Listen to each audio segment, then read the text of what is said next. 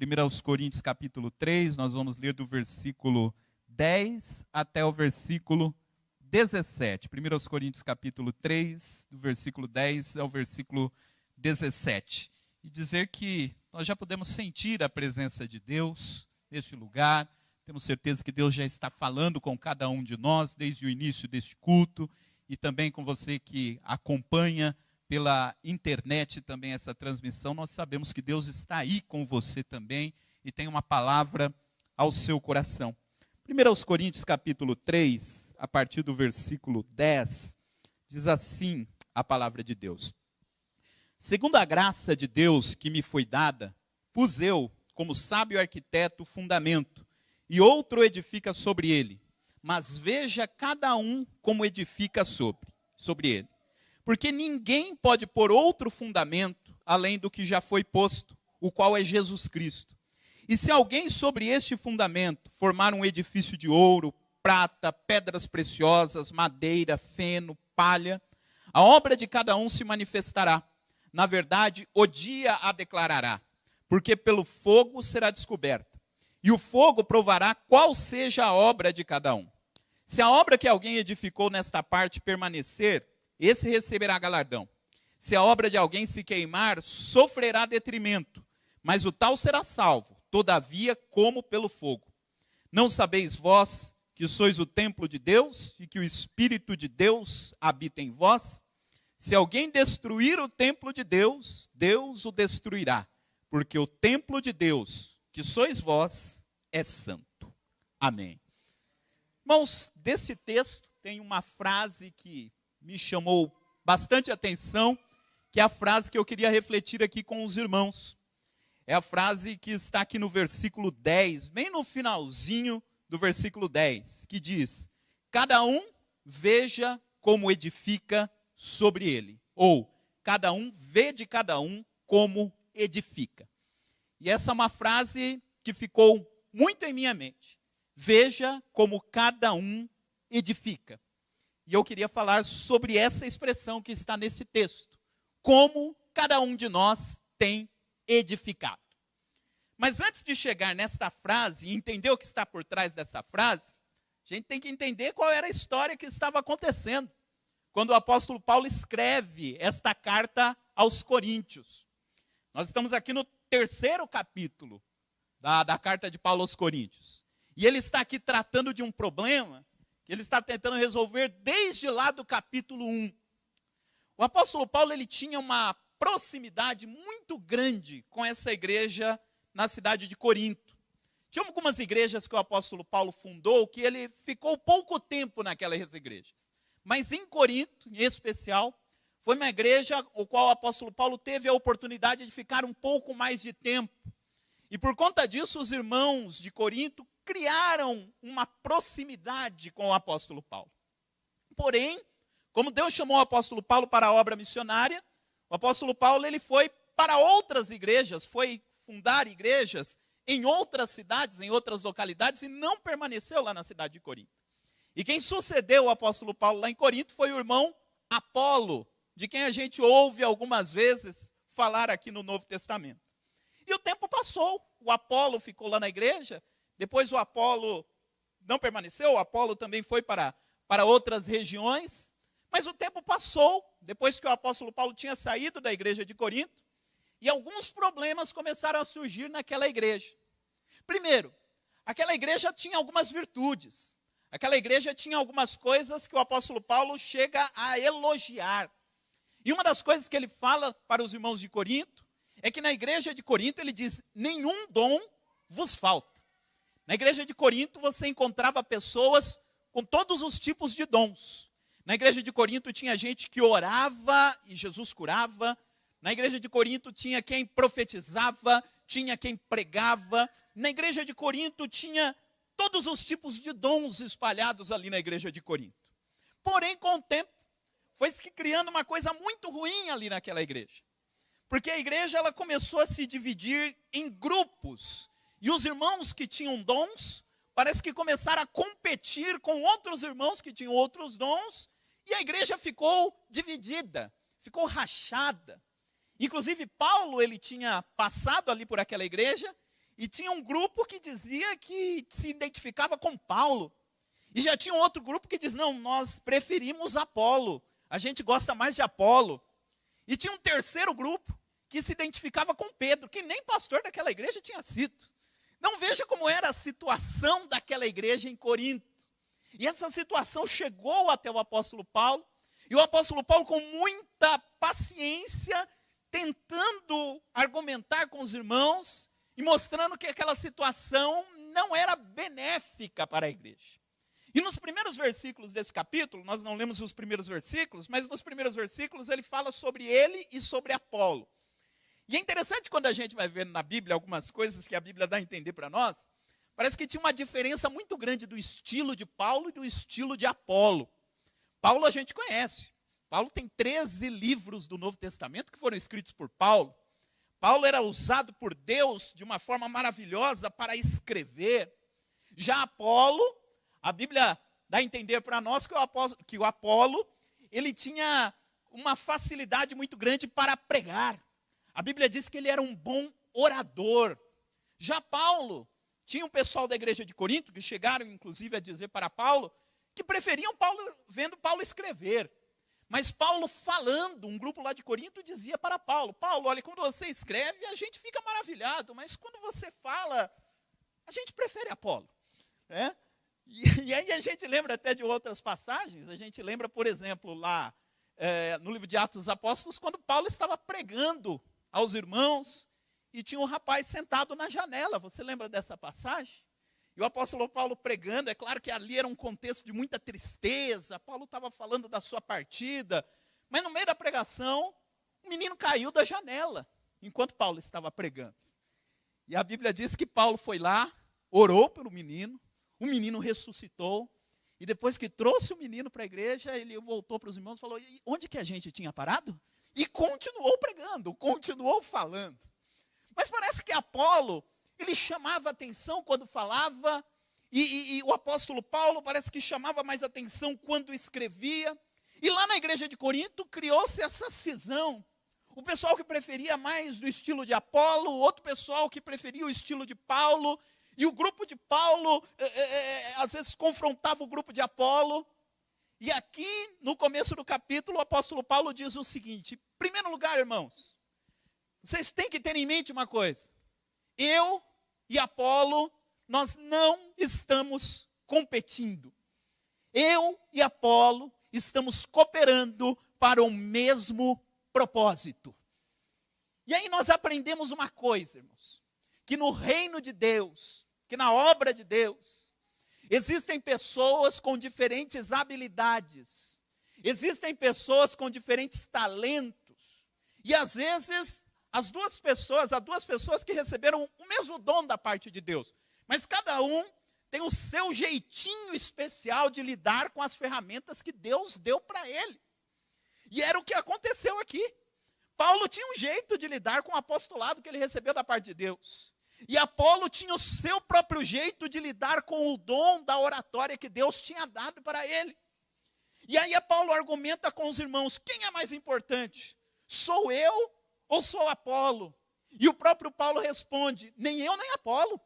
O mais importante é Deus, quem dá o crescimento para a obra. E ele diz, eu plantei a igreja, Apolo está regando. Quem é mais importante? Quem plantou a igreja ou quem está regando a igreja? E ele diz, nenhum nem outro. O mais importante é Deus que está dando o crescimento para a sua igreja. Se eu plantasse e Deus não desse o crescimento, não adiantaria eu ter plantado. Se Apolo estivesse regando e Deus não desse o crescimento, nada do que Apolo está fazendo serviria para alguma coisa. Então, irmãos, entendam, nós não estamos competindo, nós estamos nos complementando. O que não tem em mim, tem no Apolo. O que não tem no Apolo, tem em mim. E o que não tem nem em mim, nem em Apolo, tem nos irmãos. E assim a gente vai se completando para a glória do nome do Senhor. E isso é igreja. Eu costumo dizer que a igreja, porque assim, Deus, Ele não dá para ninguém todos os dons de uma vez só. Deus poderia pegar alguém e dizer, gostei muito de você. Eu vou derramar sobre você todos os dons possíveis e imagináveis. Deus não faz isso. A Bíblia diz que o Espírito Santo distribui os dons na sua igreja. E se o Espírito Santo distribui os dons na sua igreja, quer dizer que eu não consigo encontrar em mim todos os dons que eu preciso. E às vezes eu vou precisar, para que a minha fé seja edificada, de um dom que não está em mim. E se não está em mim, onde é que eu vou encontrar esse dom? Na igreja do Senhor Jesus. Na igreja eu vou encontrar alguém que tem aquilo que eu não tenho em mim.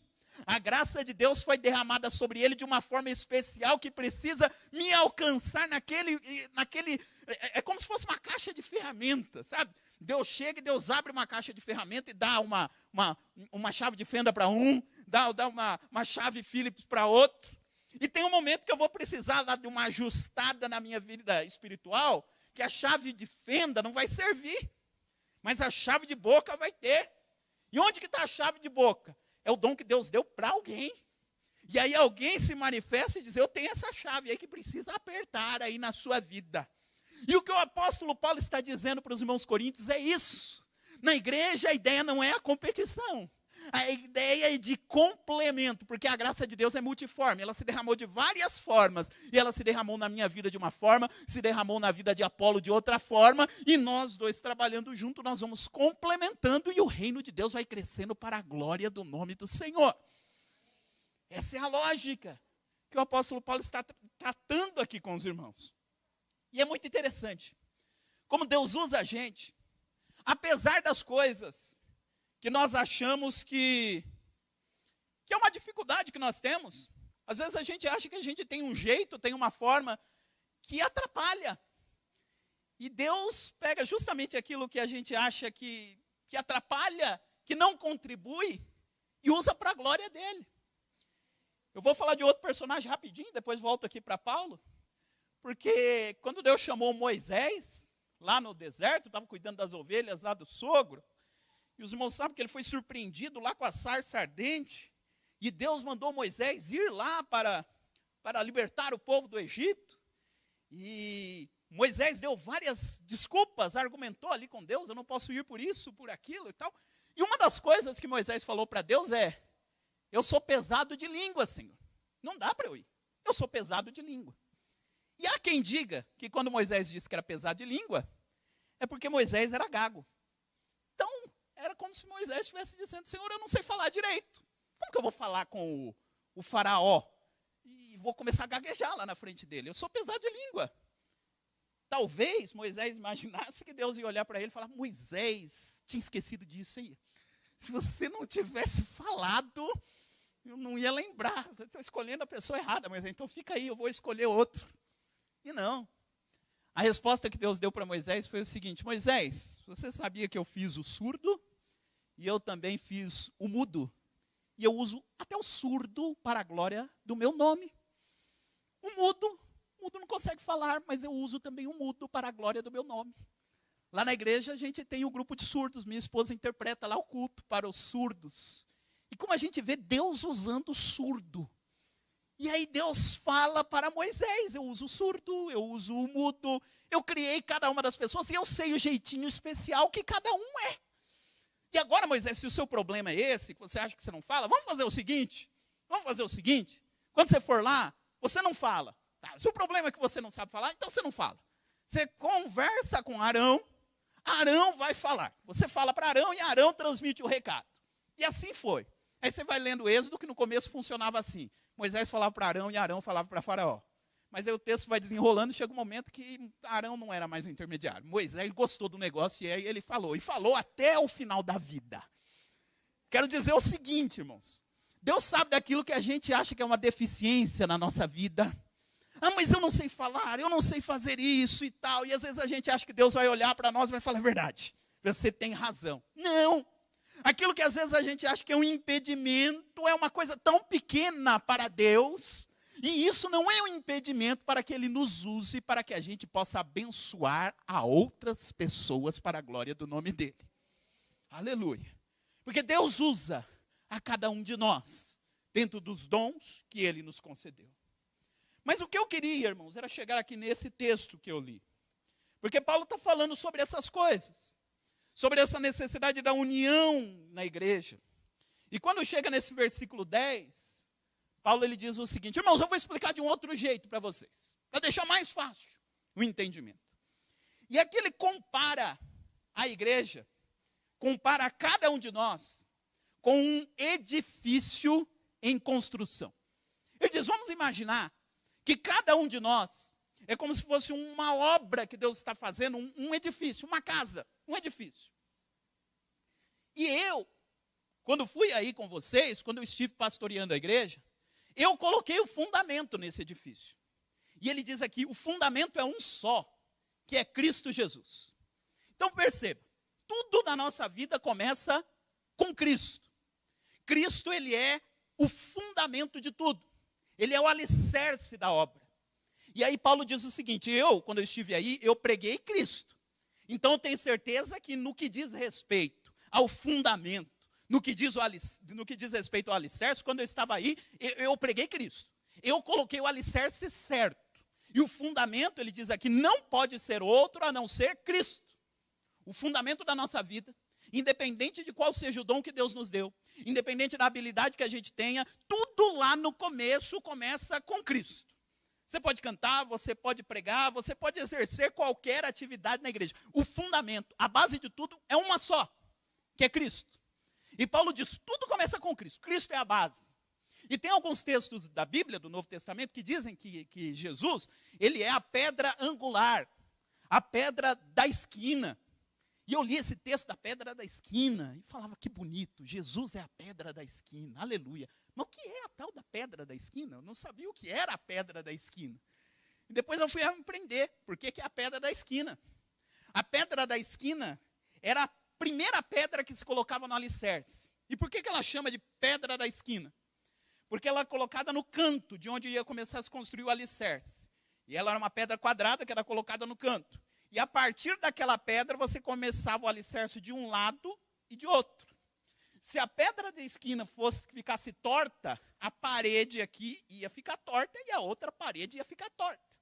Então a pedra da esquina era a pedra base. É a pedra que tinha que estar regulada, porque a pedra da esquina é que ia dar a orientação para o prédio todo. Uma pedra da esquina mal ajustada ia colocar em risco toda a construção. Alguém ia dizer, por que esse prédio está torto? Porque a pedra da esquina foi mal posicionada. E aí Paulo diz o seguinte, uma coisa eu tenho certeza, que eu quando estive aí, eu preguei Cristo. E Cristo está assentado direito ali. A pedra da esquina foi bem colocada. Quando Cristo veio ao mundo, ele assentou o alicerce. O alicerce está colocado. E ele nos dá condições de nós construirmos a nossa vida espiritual com base no alicerce. O alicerce é Cristo. E ele diz aqui que o alicerce não dá para mudar. O alicerce já está colocado. Onde é que está o problema? E aqui que ele vai falar do alicerce. Ele vai falar do problema. O problema é que Cristo é o alicerce, mas o que vai em cima do alicerce é por nossa conta. Por isso que ele diz aqui no versículo 10, né? Que eu coloquei o fundamento, né? No versículo 10, segundo a graça que me foi dada, pus eu como sábio arquiteto o fundamento, e outro edifica sobre ele, mas veja cada um como edifica sobre ele. Aqui é o nó de tudo. O fundamento é Cristo, o alicerce está colocado. E depois que o alicerce foi colocado, é a responsabilidade de cada um de nós ver como a gente vai construir em cima desse alicerce. É assim, todos nós fomos chamados por Cristo. Todos nós fomos comprados, resgatados, redimidos pelo sangue de Jesus. É a base. Mas depois que a gente aceita Cristo, a gente tem que ir construindo a nossa vida espiritual. E Paulo está dizendo aqui para os coríntios, vocês precisam prestar atenção de ver o que vocês estão construindo em cima desse alicerce. E ele dá aqui alguns exemplos ainda. Ele diz, olha, ele dá aqui 6 coisas que você pode construir em cima do alicerce. Ele diz, em cima desse alicerce, você pode construir um edifício de ouro, de prata, de pedras preciosas, Mas você também pode construir um edifício de madeira, de feno ou de palha. É possível que eu tenha aceitado a Cristo. É possível que eu tenha já me fundamentado em Cristo. Mas à medida que eu for desenvolvendo a minha vida espiritual, eu vou usando qualquer tipo de coisa e vou colocando lá em cima do meu alicerce, que é Cristo. Eu sou crente, eu fui salvo. Mas aí, à medida que eu vou me envolvendo e fazendo as coisas para Deus, eu começo a fazer as coisas baseado no orgulho, baseado em sentimentos que não provêm do Espírito Santo. Então, eu estou pegando o alicerce, que é Cristo, e estou construindo alguma coisa vã em cima do alicerce, que é Cristo. E é por isso que a gente chega numa situação que o pastor Biton estava falando aqui quando eu cheguei.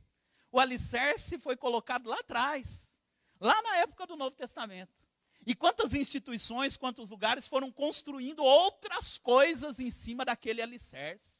Foram envolvendo a religião com a política, foram colocando o seu orgulho à frente. Ele está construindo o edifício, o alicerce é Cristo, mas o edifício que ele está construindo é um edifício de palha, de feno ou de madeira.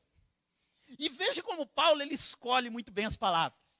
Ele diz aqui que o edifício pode ser de palha, porque palha é uma coisa que dá volume, muito fácil. Palha é fácil de encontrar e é fácil você montar. Você consegue formar um volume muito grande de palha. E aí tem alguém que vai um pouquinho além da palha. Ele não constrói de palha, ele constrói de feno.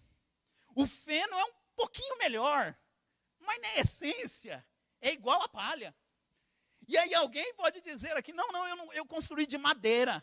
A madeira é mais forte do que a palha, do que o feno. Mas mesmo assim é madeira. Vai chegar um momento que se você erguer a casa toda como madeira, dependendo do que vier sobre aquela casa, ela não vai resistir. E Paulo está dizendo para os irmãos de Corinto, diz, irmãos, cuidado. O jeito como vocês estão construindo o edifício espiritual de vocês estão usando palha, vocês estão usando feno e vocês estão usando madeira. Parece um edifício bonito, mas ele não tem substância. Ele não vai ficar em pé durante muito tempo, porque o material usado não é um material de resistência. É um material mais fácil de acumular. É um material mais fácil de construir, mas é um material que não resiste. É muito mais fácil eu achar que as relações no reino de Deus são iguais às relações que eu crio no mundo. Achar que aqui é o mesmo critério que eu utilizo lá. Mas se eu venho para o reino de Deus usando a lógica do mundo, eu estou construindo a minha vida espiritual com palha, com feno e com madeira. E qual é o problema disso? O problema disso é que o apóstolo Paulo está dizendo. Que o dia declarará a obra de cada um. Esse dia que ele está falando, a gente pode entender tanto como o dia do arrebatamento, porque lá no dia do arrebatamento, na entrega dos galardões, veremos o valor da obra de cada um. Mas isso aqui a gente também pode entender, que a gente constrói a nossa vida espiritual, mas em determinado momento virá o dia do fogo. E no dia que a casa pega fogo, é que a gente vai ver a resistência do material que a gente usou para construí-la. Veja como é sério o que o apóstolo Paulo está dizendo aqui. Você construiu a vida espiritual usando madeira, está de pé a casa, e se um dia a casa pega fogo? O que vai acontecer com a madeira? O fogo acabará com tudo. E só vai ficar o quê? O fundamento, que é Cristo. E aí você vai ter que construir tudo novamente, porque o fundamento não dá para mexer, que é Cristo. Mas o que a gente construiu em cima, pode ser que se acabe quando vier o dia do fogo. É que é mais fácil usar esses materiais. Eu lembro até daquela propaganda que tinha antigamente, não sei se tem ainda, sabe? Você não usou os tubos e conexões, certo? Vai pagar mico. Lembra da propaganda? É mais ou menos aqui a mesma lógica. Eu não usei o material correto. E qual é esse material correto? É vão fundamentar a minha vida espiritual com base nos valores do reino de Deus. com base no amor, na graça, na misericórdia, na bondade do Senhor Jesus. O problema é que esses valores são mais difíceis, talvez, de nós conseguirmos. Dá mais trabalho. Jesus disse que o reino de Deus é tomado à força. Mas eu quero dizer que vale a pena investir na nossa vida espiritual com material de qualidade. E sabe por quê? Porque ele compara aqui o material de qualidade com a prata, o ouro e as pedras preciosas. Olha, é muito mais fácil você conseguir 1 metro quadrado de palha do que você conseguir 1 metro quadrado de ouro. Muito mais difícil. Mas não se compara uma construção que é feita de ouro com uma construção que é feita de palha ou com uma construção que é feita de madeira. E aqui Paulo está dizendo o seguinte, porque é o seguinte, você fez o seu edifício de ouro, de prata, de pedras preciosas. Tudo que você foi construir na sua vida espiritual, você levou à aprovação de Cristo. E você vai construindo. Talvez demorou mais para você construir, mas você usou material de qualidade. Ele diz, o fogo também poderá chegar para você. Um dia o fogo também vai chegar onde tem o ouro. A diferença é que quando o fogo pega a madeira, não sobra nada. Sabe? Às vezes a pessoa que baseou sua vida toda no orgulho, na prepotência, ou em valores opostos ao reino de Deus, depois que passa o fogo, não sobra nada daquilo que ele construiu. Mas aquele que construiu a sua vida espiritual com base nos valores do reino, o fogo também vem. E o fogo pega o ouro? Pega. Mas a diferença é que quando o fogo pega no ouro, o ouro até derrete. Mas depois que passa aquela fase, o ouro endurece. E aliás, quando o fogo vem sobre o ouro, há a oportunidade de que o ouro seja purificado. Porque quando o ouro derrete, você tem a oportunidade de tirar todas as impurezas que está dentro dele. E aí depois que passa o fogo, o ouro está ainda muito melhor do que antes.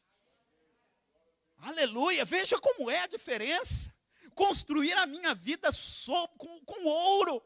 Quando eu vou construir a minha vida com ouro, o fogo virá sobre mim.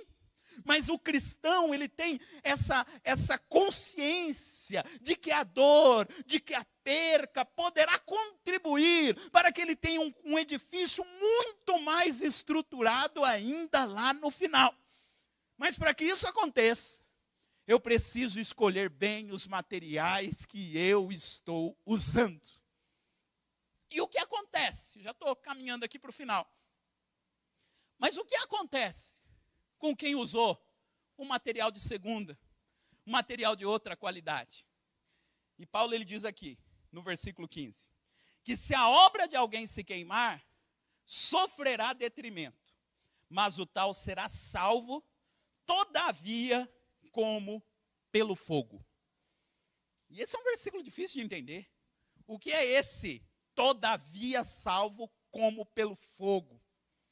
Essa palavra salvo aqui é no sentido de salvo, de ser resgatado. E quando ele diz alguém que é salvo como pelo fogo, é aquilo, sabe? O edifício está pegando fogo e você está lá no meio. Alguém vem lá e te resgata, puxa de lá. E aí você sai e diz, eu fui salvo por um triz. Paulo está dizendo, o fulano que construiu a sua vida de qualquer forma, ele até pode ser salvo, mas vai ser nessas circunstâncias. Fui por um triz. Se não fosse a graça e a misericórdia do Senhor, porque Deus, mesmo quem constrói com feno, com madeira, Deus continua tendo misericórdia. E às vezes tira a pessoa lá do fogo, ele é salvo por um triz. Mas o apóstolo Paulo diz aqui, o melhor é escolher os materiais corretos para podermos estruturar a nossa vida espiritual. E como eu faço para construir, para edificar?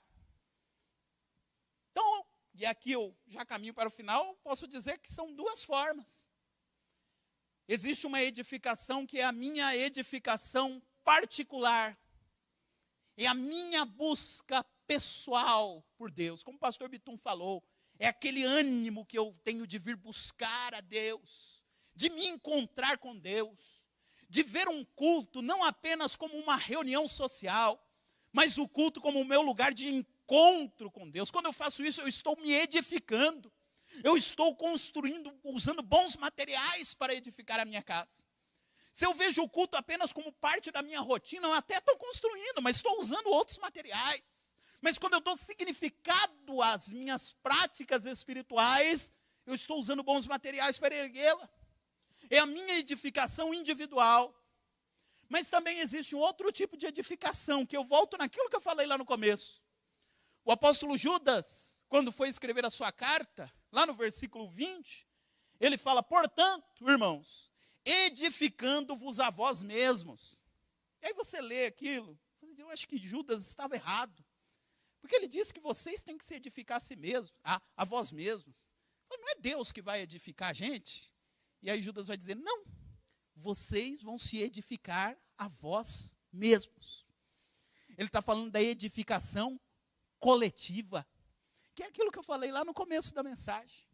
É quando a gente está reunido enquanto povo de Deus, e conforme Paulo falou em outra parte aqui, quando vocês se reúnem, um tem salmo, o outro tem consolação, o outro tem doutrina, cada um tem uma coisa. E aí a gente vai oferecendo tudo aquilo que a gente tem, e a gente vai sendo edificado, e um vai edificando o outro. Paulo vai sendo edificado por Apolo, Apolo vai sendo edificado por Paulo, Pedro vai sendo edificado por Apolo, e nessa troca de dons, um ao outro vai se edificando, e a gente vai ajudando o outro, para que ele consiga construir um edifício que verdadeiramente glorifique a Deus.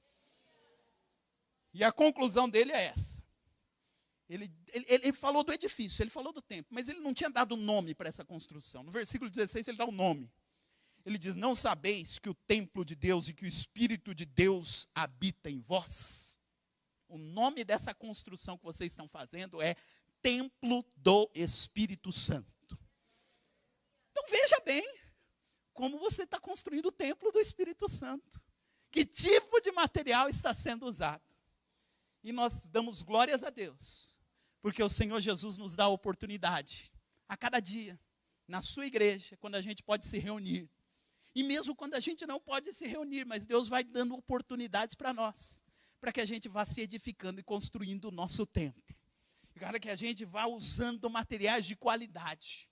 E quando a gente vê o nosso templo está crescendo, não para a nossa glória, porque o templo é do Espírito Santo. O que faz com que um templo tenha valor não é a sua aparência externa. O que faz com que o templo seja valor é aquilo que é adorado dentro do templo. É o templo do Espírito Santo. E você está usando ouro, pedras preciosas, prata, não é por sua causa. É por causa daquilo que vai dentro do templo, que é o Espírito Santo que habita dentro de cada um de vocês. Que Deus possa nos dar graça, irmãos, para que cada um de nós possa construir a nossa vida espiritual da melhor forma possível. E para que cada um de nós possa ser usado, porque essa tarefa de construir é para todo mundo. Quem já construiu sabe que dor de cabeça que dá para construir.